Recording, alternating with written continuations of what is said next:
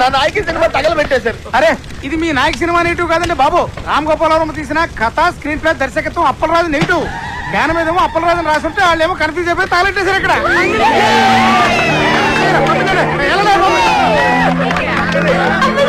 Appalaraju cinema ఇది తగలెట్టిన నాయకి cinema కాదా? అప్పలరాజు అని వేరే సినిమానా? ఓ బ్లడీ షిట్! ఏంటి కొంచెం కూడా బుద్ధి లేదా? సరిగ్గా చూసుకోవచ్చుగా. కదా స్క్రీన్ ప్లే, దర్శకత్వం అప్పలరాజు రాసుంటే ఎవరి సినిమాలో ఎందుకు అనుకుంటాం? ఇప్పుడు ఆ సినిమాని ఆపడానికి చేసిన అన్ని ప్రయత్నాలు తప్పాయి. ఇప్పుడు ఆ బాక్స్ ఆఫీస్ దేవుడే కాపాడాలి. బాక్స్ ఆఫీస్ దేవుడా ప్లీజ్.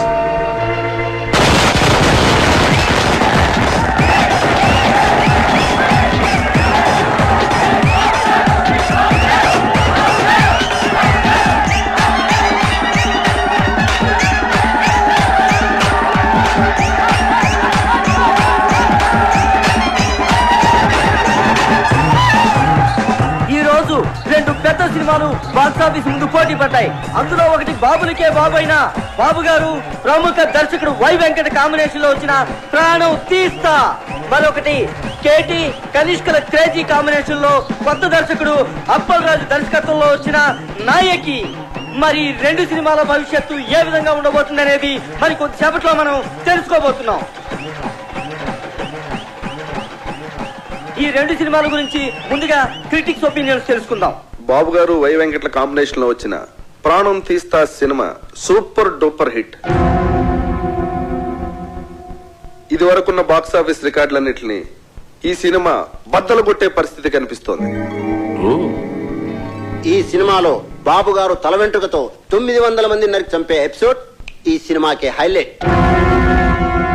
కమర్షియల్ సినిమాలకే ఇదొక ట్రెండ్ సెట్టింగ్ సినిమా. ఈ సినిమాకి 4 స్టార్స్ ఇస్తాను. వై వెంకట్ గారి డైరెక్షన్, బాబు గారి నటన నెక్స్ట్ జనరేషన్ కూడా డామినేట్ చేస్తాయి. నేను ఈ సినిమాకి 4.5 స్టార్స్ ఇస్తున్నాను. ఇకపై తెలుగు సినిమా చరిత్రని బిఫోర్ ప్రాణం తీస్తా, ఆఫ్టర్ ప్రాణం తీస్తాగా డివైడ్ చేయొచ్చు. ఈ సినిమాకి నేను 5 స్టార్స్ ఇస్తాను. ఇవి కూడా సరిపోవు, కానీ ఇవ్వడానికి నా దగ్గర అంతకు మించి స్టార్స్ లేవు. Thank you sir. ప్రాణం తీస్తా సినిమా గురించి మీ ఒపీనియన్స్ తెలియజేసినందుకు. మరి నాయకిని ఎవరైనా సినిమా అంటే అది సినిమా అన్న పదానికే అవమానం. కెమెరా కనిపెట్టినప్పటి నుంచి ప్రపంచంలో ఏ లాంగ్వేజ్ లోని ఇంత చెత్త సినిమా రాలేదు. ఈ సినిమాని డైరెక్టర్ ఎందుకు తీశాడో, ఇంత చెత్త సినిమాలో కనిష్క, కేటీ లాంటి స్టార్స్ ఎందుకు యాక్ట్ చేశారో మనకు అర్థం కాదు. నాయకి సినిమా చూస్తున్నంత సేపు తలనొప్పి. జండుబాంబ్ కంపెనీ వాళ్ళు తమ సేల్స్ పెంచుకోవడానికి చేసిన కుట్రలో భాగమే ఈ సినిమా అని నా ఫీలింగ్. ఈ సినిమాలో హీరో ఓ సిచ్యువేషన్ లో ఆత్మహత్య చేసుకుని చచ్చిపోతే బాగుంటుంది అనిపిస్తుంది. కానీ అంతలోనే హీరో ఐటెం గారితో కలిసి పాట పాడుతూ ఉంటాడు. అబ్బే లాజిక్ లేదు. ఈ సినిమాలో రెహమాన్ శర్మ చేసిన పాటల కంటే ట్రైన్ లో అడుక్కునే పాటలు బాగుంటాయి. ఎవడో శ్రీశైలం అంట, వాడు రాసిన లిరిక్స్ కి అర్థం వాడికన్నా అర్థం అవుతుందో లేదో. ఒక పల్లవి లేదు, ఒక చరణం లేదు. అసలు లిరిక్స్ నాయకి అని పేరు పెట్టినందుకు శ్రీజాతికి అవమానం. కేటీకి విలన్ వేషాలు వేసుకోవాల్సిందే. సినిమాని ఎలా తీయకూడదు అనే దానికి ఎగ్జాంపుల్ గా ఈ నాయకి సినిమాని ఫిల్మ్ ఇన్స్టిట్యూట్ కోర్సుల్లో పెట్టే అవకాశం ఉంది. ఈ సినిమాని టికెట్ లేకుండా ఫ్రీగా షో చూపించిన జనం థియేటర్ కి రారని ఒక అంచనా. ఈ సినిమా చూసిన వాళ్ళకి టైం వేస్ట్, తీసిన వాళ్ళకి డబ్బులు వేస్ట్, యాక్ట్ చేసిన వాళ్ళకి డేట్స్ వేస్ట్, టోటల్ గా ఈ డైరెక్టరే వేస్ట్. అప్పలరాజు తిరిగి అమలాపురం వెళ్ళిపోవడం తప్ప వేరే దారే లేదు. నా రేటింగ్ 1.5. నేను 1 స్టార్ ఇస్తాను. నేను 1/2 స్టార్ ఇస్తాను. నేను ఈ సినిమాకు స్టార్స్ ఇవ్వను. అరా ఈ సినిమాకి స్టార్సా?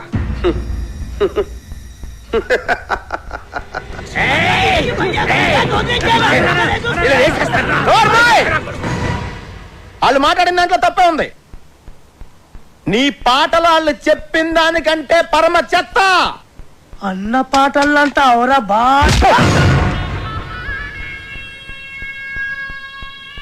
ఏంట్రా నా పాటలే బాగలే ఉంటావురా?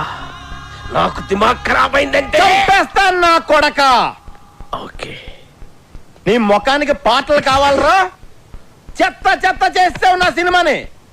రై లే, నువ్వు నీ ముఖానికి నువ్వు హీరో.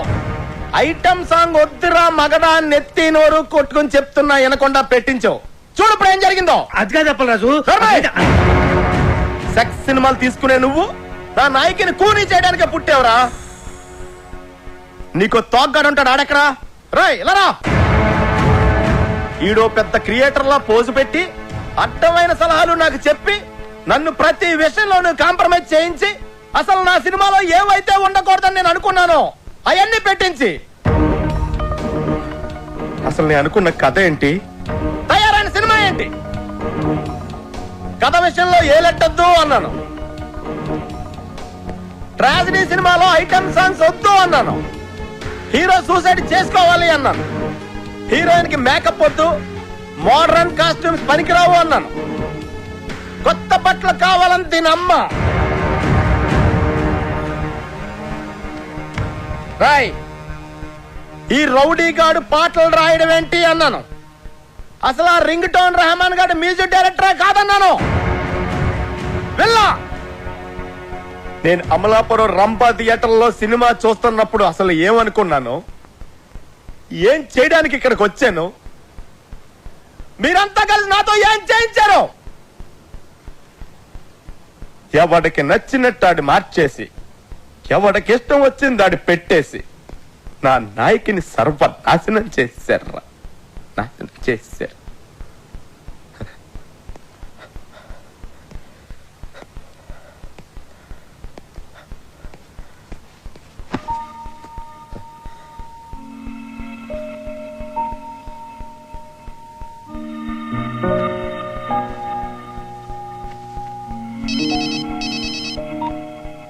హలో రాఖీ గారు, కంగ్రాట్స్.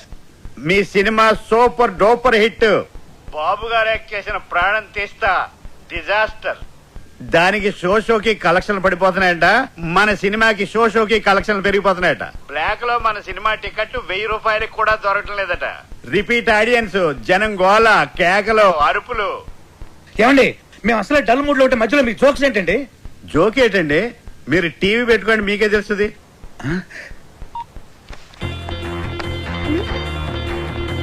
నాయకి అదిరిపోయిందనా? నాయకి 100, నాయకి 200 సిల్వర్ జూబ్లీ సినిమా. గత 10 సంవత్సరాల్లో నాయకి లాంటి సినిమా రాలేదు. కేటీఆర్ యాక్టింగ్ అదిరిపోయింది అన్నా. కేటా సూపర్. నాయకి కేక కనిష్క యాక్టింగ్ సూపర్ హిట్. ఏం నటించిందన్నా, సూపర్ హిట్.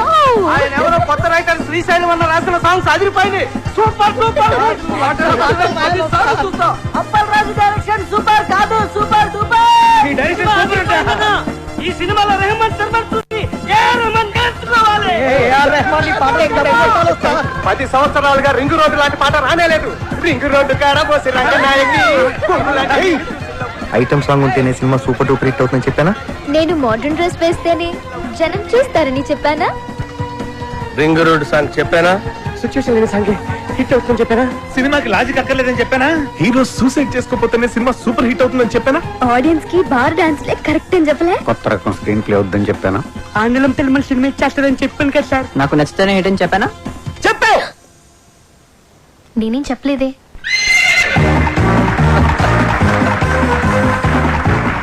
వెల్కమ్ టు గుర్రం అవార్డ్స్.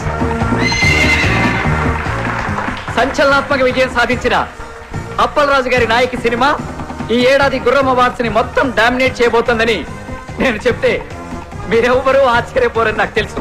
మంచి సినిమా తీయాలనే తపన తప్ప మరేమీ ఆలోచించని రాఖీ గారికి the best producer award.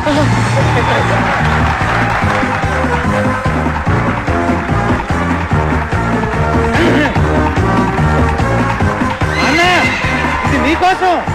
Thank you. చావు పాటని పుట్టిన పిల్లాడి అరుపుతో రీమిక్స్ చేసి ఆల్ టైమ్ మ్యూజికల్ హిట్ చేసిన సంగీత బ్రహ్మ రెహమాన్ శర్మ గారికి బెస్ట్ మ్యూజిక్ అవార్డ్.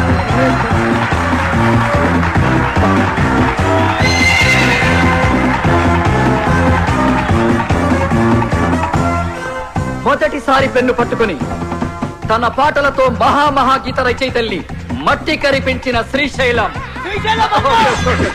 శ్రీశైలం అన్న డైనమిక్ లిరిక్ రైటర్, రేపటి సినీ పాటల కేర్ ఆఫ్ అడ్రస్ శ్రీశైలం అన్నకి ఉత్తమ పాటల రచయిత అవార్డ్. రింగు రోడ్డు కాడ రంగనాయకి అనే పాటకి ఈ అవార్డ్.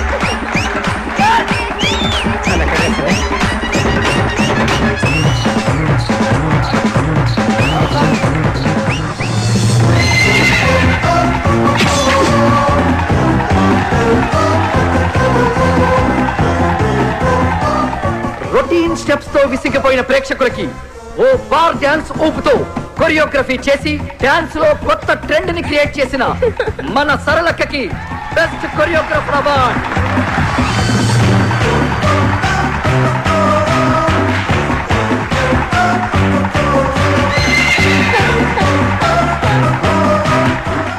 థ్యాంక్ యూ సరళక్క. తన క్రియేటివ్ థాట్స్ తో, బ్రిలియంట్ ఆలోచనలతో కథకి ప్రాణం పోసి క్రియేటివిటీ అనే మాటకి కొత్త అర్థం చెప్పిన creative genius, creative head Pushpanand గారికి స్పెషల్ జ్యూరీ అవార్డ్.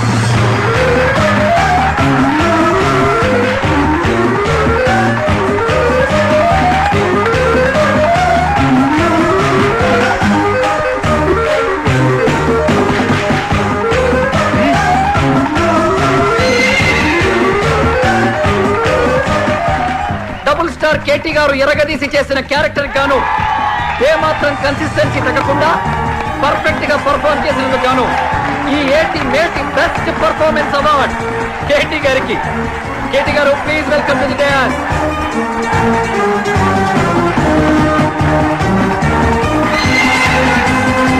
కేవలం గ్లామరే కాదు, అద్భుతమైన పర్ఫార్మెన్స్ కూడా చేయగలను అని నిరూపించుకున్న బెస్ట్ హీరోయిన్ కనిష్క గారికి బెస్ట్ హీరోయిన్.